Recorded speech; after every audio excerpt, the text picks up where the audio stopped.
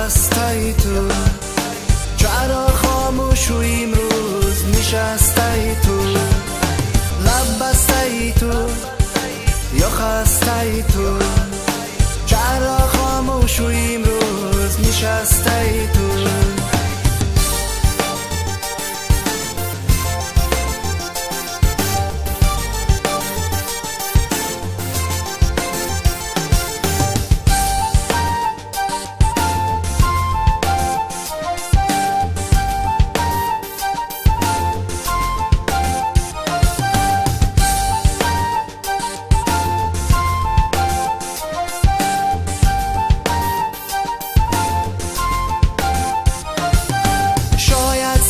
رنجیدی گناهم را بدیدی، بگو از من یاشید چیا شنیدی. شاید زی من رنجیدی گناهم را بدیدی، بگو از من یاشید چیا شنیدی.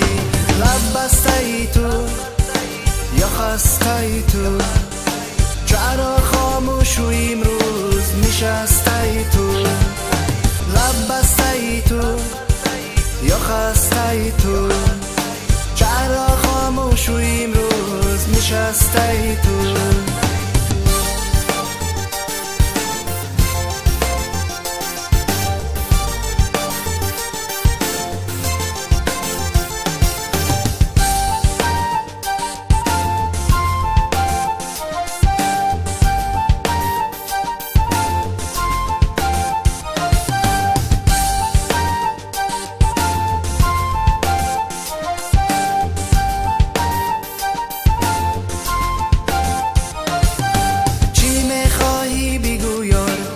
سازم برای تو من ایزار جان را کنم فدایت.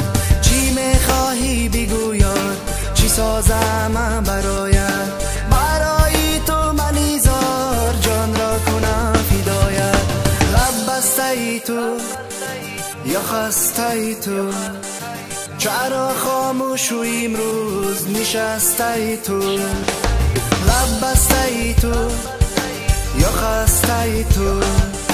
چرا خاموش و امروز نشسته ای تو؟